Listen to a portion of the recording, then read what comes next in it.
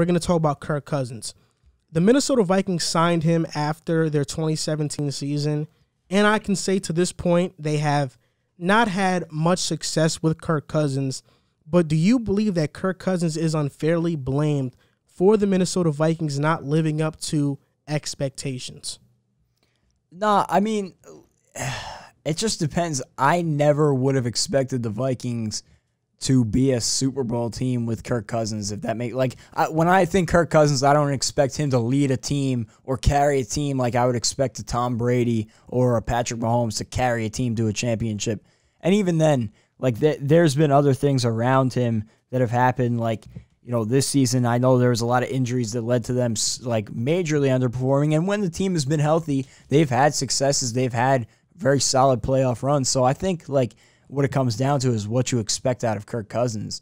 To me, I would not put him in that tier of you add him, you're a Super Bowl contender. I think you need to build a really strong team around him. And I think when they've been able to build a strong team around him and have stayed healthy, they've went on good playoff runs. So, I think if you were thinking they underachieved with Kirk Cousins overall in the span he's been here, I think you might have been expecting a little bit too much out of Kirk Cousins personally. I agree. I think people made it it's funny with people. They think when you put a quarterback in a position or a player in this position and they're not as good as what you thought they would be, they should get all the blame. I never looked at Kirk Cousins and said, this is the guy that's going to bring the Vikings to the Super Bowl.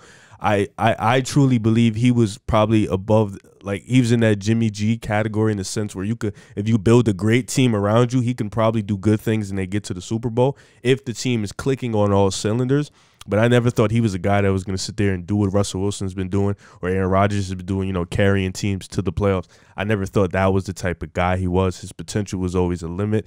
He had a ceiling, and I never thought he was going to be the guy, regardless of who they have. And the Vikings have a great offense around him, Dalvin Cook, Justin Jefferson, Adam Thielen.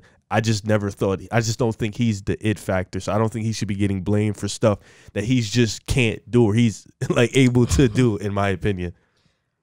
Kirk Cousins so far has been a stat machine for the Minnesota Vikings. He has 12,000 yards passing for the Vikings in 3 seasons, 91 touchdowns, 29 interceptions, and 103.6 quarterback rating. But I'll say this. In 2017, the Vikings went 13-3 with Case Keenum. He had an MVP-like year that season. They went to the NFC Championship off the Minnesota Miracle with Stephon Diggs, kind of lucky. But they went to the NFC Championship. That roster was Adam Thielen, Stephon Diggs, Kyle Rudolph, Jerick McKinnon, Latavius Murray, Riley Reif. Was Cook there? He was injured that year. Nick Easton, Pat Elflein, Joe Berger, and Mike Remmers. And Pat Shurmur was the offense coordinator. And that season is what led the Giants to hire Pat Shurmur as their head coach. Then on defense, they had Daniil Hunter, Linval Joseph, Everson Griffin, Eric Kendricks, Anthony Barr, Trey Waynes, Xavier Rhodes, Harrison Smith, and Terrence Newman. They had the 10th ranked offense and the 1st ranked defense that season. The very next year when Kirk Cousins got on the roster, they went 8-7-1. They missed the playoffs, and they had the same lineup on offense. The only difference was that Brian O'Neill, the rookie, started at tackle, Mike Remmers was at guard, and Tom Compton replaced Nick Easton. But they had 3 starters back on the offensive line. Only 2 were missing, but they had a new offense coordinator in John DeFilippo. They had the 19th ranked offense and the 9th ranked defense that year. The defense was also the same. They added Sheldon Richardson.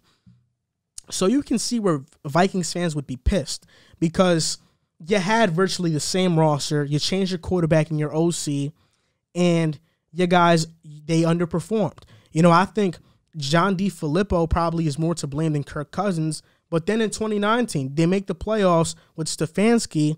They go 10-6. They win a playoff game. Stefanski gets a head coaching job. He leaves. And now in 2020, they miss the playoffs. They have one of the worst defenses in the league.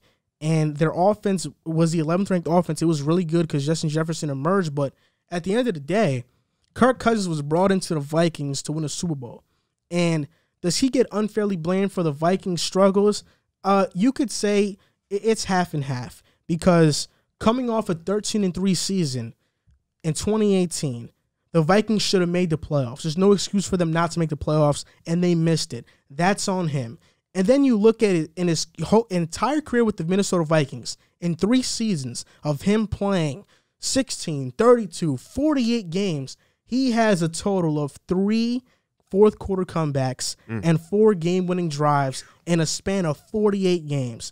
So he's a guy that I think Vikings fans have grown accustomed to, that he's going to light it up in the fourth quarter when the game virtually is out of hand. He's going to get his stats, but when they need him to play well, when they need him to do good when it matters, he doesn't get the job done.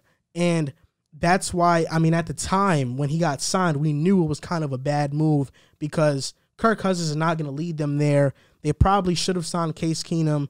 But I think what makes it even worse about all of this is that even though Kirk Cousins has underperformed with the Vikings in terms of winning, the Vikings have not drafted his predecessor for when he moves on.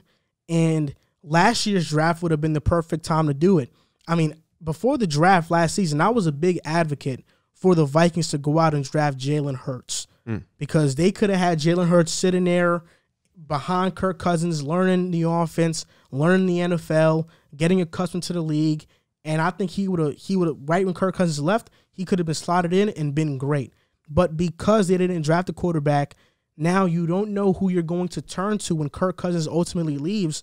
So you're left with one of 2 options. You're left with re-signing Kirk, which I know most Vikings fans don't want to do, and you're left with having no quarterback that's good. And that's probably even worse than re-signing Kirk. So, I mean, the signing of Kirk Cousins has ultimately left this franchise stuck. And that's what I think is the biggest thing that you can blame Cousins for.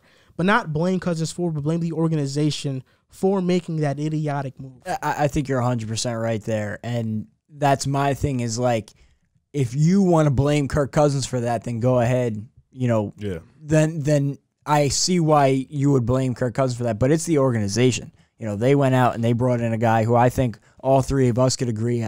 I never saw him as a Super Bowl quarterback, you know, unless you put a really great unit around him. So, I mean, like, it's all about the expectations. Did you really think he was going to come in and lead this team to a Super Bowl? I would have never given him a chance with a couple of the other teams that have been in the AFC in the NFC the last 3 years, especially being in a division with Aaron Rodgers and the Packers. Like, it's always going to be a dogfight just to get out of that division, let alone be a Super Bowl contender. So, you know, I think it was just a situation where the expectations were way too high for Kirk Cousins, and now the problem is you have 2 years left on his deal. You kind of see where you're at. I don't think he's going to get any better, and I don't think he's going to lead them anywhere. So it's like, where do you go from here? Do you wait out his contract 2 years? Do you look to draft his replacement this year?